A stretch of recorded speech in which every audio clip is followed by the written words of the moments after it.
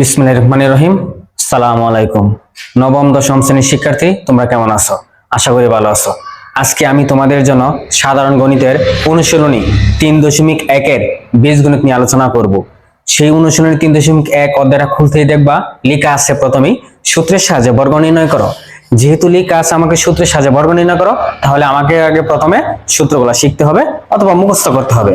আমরা অনেক সময় করি কি, সূত্রগুলো মুখস্থ করি অথবা শিখি, কিন্তু কিছুদিন পর সেগুলো ভুলে যাই। কিন্তু ভুলে যাওয়ার পরে আর আমরা অঙ্ক করতে পারি না। আমরা ভুলে যাওয়ার পরেও সেই সূত্রগুলা আবার টেকনিক্যালি আমরা মনে করতে পারবো। আজকে আমি তোমাদেরকে সেই বিষয়টাই দেখানোর চেষ্টা করব। চলো আমরা সেই বিষয়গুলা দেখানোর চেষ্টা করি। আমি প্রথমে যদি প্রথম সূত্রটা লিখি, প্রথম সূত্র হচ্ছে a plus b whole square. এটা হচ্ছে লিখলাম সমান সমান হচ্ছে a square plus 2ab plus b square. এই যে আমি a plus b whole square সূত্রটা লিখছি, a square plus 2ab plus b square. একটা কথা মনে রাখবা, মুখস্থের কোনো বিকল্প নাই, মুখস্থ করতেই হবে। তারপর আমরা মুখস্থ করার পর অনেক সময় ভুলে যাই। ভুলে গেলে কিভাবে সেটা মনে রাখতে পারি তার টেকনিকটা নিয়ে আমি আজকে তোমাদের সামনে আলোচনা করতেছি। ধরো আমি যে লিখছি a plus b whole square সমান সমান a square plus 2ab plus b square. এখন দেখো আমরা এটাকে টেকনিক্যালি যদি লিখলাম a plus b whole square. এই যে আমি লিখছি a plus b whole square, এই যে ব্র্যাকেটের ভিতরে মানটা আছে তার উপরে পাওয়ার হচ্ছে 2, তাহলে এই পাওয়ার আমাকে বলে দিতেছে আমার এই ব্র্যাকেটের ভিতরে মানটা কতবার হবে, 2 বার হবে। সেটা কিভাবে, ধরো আমি তোমাদেরকে এখানে একটা জিনিস ভেঙে দেখাই, লিখলাম x স্কয়ার। এই যে x এর উপরে পাওয়ার 2, তাহলে এই 2 আমাকে বলে দিতেছে x কতবার হবে, x 2 বার হবে। কেন x 2 বার হবে, কারণ x এর উপরে পাওয়ার হচ্ছে 2। আমি চাইলেও 3 বার x টা নিতে পারবো না, আমি চাইলেও x টা একবার নিতে পারবো না, কারণ আমার এখানে x এর উপরে পাওয়ার নির্দিষ্ট করে দেওয়া আছে 2। তাহলে আমার x টা কতবার হবে, 2 বার হবে, x ইনটু x। বা আমরা এভাবে লিখতে পারি x ইনটু x। সেরকম ভাবে এটাও দেখো a plus b whole square, এই যে ব্র্যাকেটের ভিতরে মান আছে তার উপরে পাওয়ার হচ্ছে 2, তাহলে এই 2 আমাকে বলে দিতেছে এই ব্র্যাকেটের ভিতরে মানটা কতবার হবে, 2 বার হবে। সেটা কি আকারে হবে, গুণ আকারে হবে। কেন গুণ আকারে হবে, আমরা জানি বর্গ মানেই হচ্ছে গুণ। তাহলে চলো আমরা সেটা 2 বার লেখার চেষ্টা করি। এই যে আমি লিখলাম a plus b into a plus b. এখন দেখো এই যে এখানে ফার্স্ট ব্র্যাকেটের ভিতরে দুইটা রাশি, এই এখানে ফার্স্ট ব্র্যাকেটের ভিতরে দুইটা রাশি, তাহলে এই ব্র্যাকেটের মানগুলো দ্বারা আমরা এই ব্র্যাকেটের মানগুলোকে গুণ করব। প্রথমত হচ্ছে আমি এই a দ্বারা এই ব্র্যাকেটের মানগুলোকে গুণ করব, এর পরবর্তীতে b দ্বারা আবার এই ব্র্যাকেটের মানগুলোকে গুণ করব। তাহলে চলো আমরা গুণ করি। আমি যদি a দিয়ে এই প্রথমে কে গুণ করি তাহলে হয় আমার a square plus a plus এই a আর b গুণ করলে হয় আমার ab। তাহলে a দ্বারা গুণ করা শেষ, এখন আমি b দ্বারা এগুলোকে আবার গুণ করব। তাহলে দেখো প্লাস a প্লাস b আর a গুণ করলে আমার ba, কিন্তু আমি সাজায় লিখবো ab। এই যে আমি লিখলাম ab plus a plus b গুণ করলে হয় আমার b স্কয়ার সমান সমান a স্কয়ার প্লাস উল্লেখিত চিহ্ন প্লাস a প্লাস। তাহলে দেখো প্লাস ab যোগ করলে আমার কি হয়, 2ab প্লাস বি স্কয়ার। এই যে দেখো আমরা কত সহজেই a plus b whole square সূত্রটা ভুলে গেলেও মনে করতে পারি।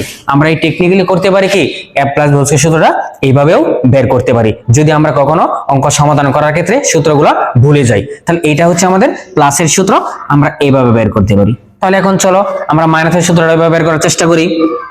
যদি আমি মাইনাসের সূত্রটা লেখার চেষ্টা করি তাহলে দেখো মাইনাসের সূত্র হচ্ছে আমাদের 2 নম্বরে লিখলাম a minus b whole square সমান সমান a square minus 2ab plus b square. এই যে দেখো আমরা মাইনাসের সূত্রটাও বের করতে পারি।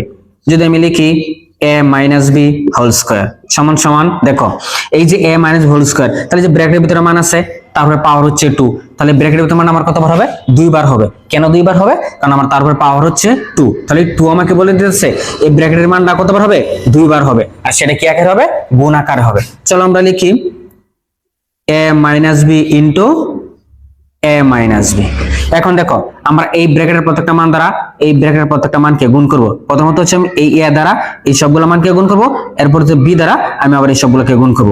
তাহলে চলো আমরা গুণ করি। এই a আর a গুণ করলে হয় আমাদের a square plus a minus a আর a b গুণ করলে হয় ab minus a plus a minus b আর a গুণ করলে হয় b, আমরা সাজায় লিখব ab মাইনাস a প্লাস এই b গুণ করলে হয় আমাদের b স্কয়ার সমান সমান স্কয়ার, উল্লেখিত চিহ্ন মাইনাস, মাইনাসে প্লাস। আমি আবার বলতেছি, উল্লেখিত চিহ্ন মাইনাসে প্লাস, কিন্তু প্লাস লেখা যাবে না। তাহলে A B R A B যোগ করলে হয় 2ab প্লাস বি স্কয়ার।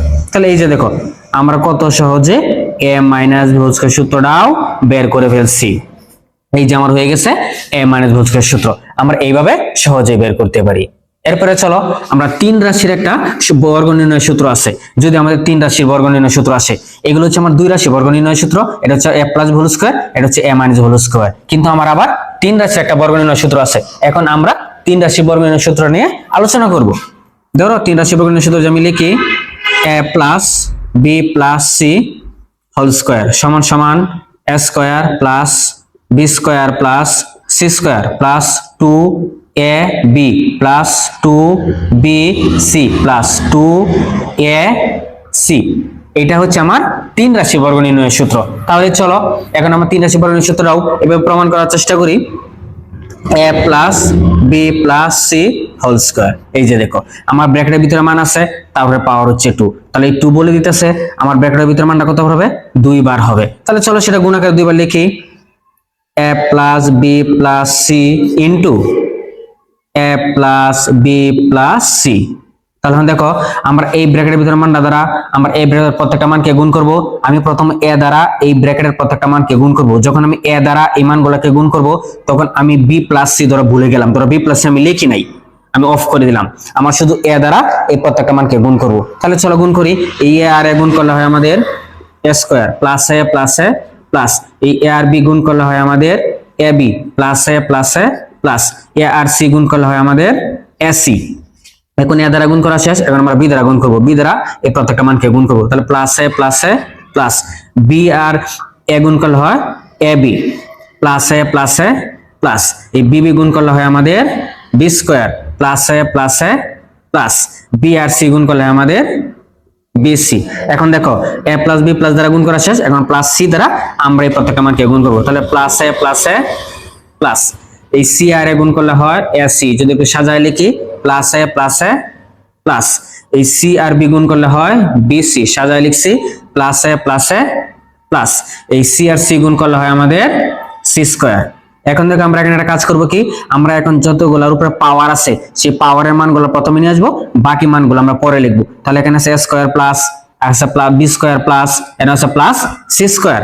তাহলে আমরা প্রথমে পাওয়ারের মানগুলো একসাথে নিয়ে আসি, a স্কয়ার প্লাস এই যে এখানে এই যে এখানে আছে b square plus b square plus এখানে আছে c স্কয়ার, এই যে c স্কয়ার।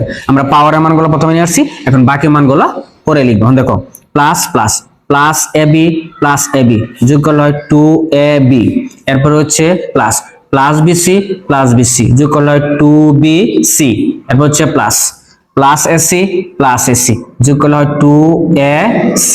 এই যে দেখো আমরা কত সহজেই তিন রাশির বর্গ নির্ণয় সূত্রটাও বের করে ফেলছি। আমরা চাইলে এইভাবে এই সূত্রগুলাও টেকনিক্যালি মনে রাখতে পারি। তোমরা যদি চাও অতি সহজেই এইভাবে তিন রাশি বর্গগুলোর সূত্র মনে রাখতে পারবা। তাহলে এই যে দেখো আমাদের তিন রাশি বর্গ নির্ণয় সূত্র প্রমাণ হয়ে গেছে। তোমরা চাইলে সবসময় ভুলে গেলে এই টেকনিক্যালি সূত্রগুলা বের করে নিবা। এখন আমরা এই সূত্রগুলা প্রয়োগ করব। আমাদের 2 নাম্বার পর্বে এই সূত্রগুলা নিয়ে প্রয়োগ করার চেষ্টা করব যে কিভাবে এই সূত্রগুলা দিয়ে অঙ্ক সমাধান করা যায়। আজকে এই পর্যন্তই, আল্লাহ হাফেজ।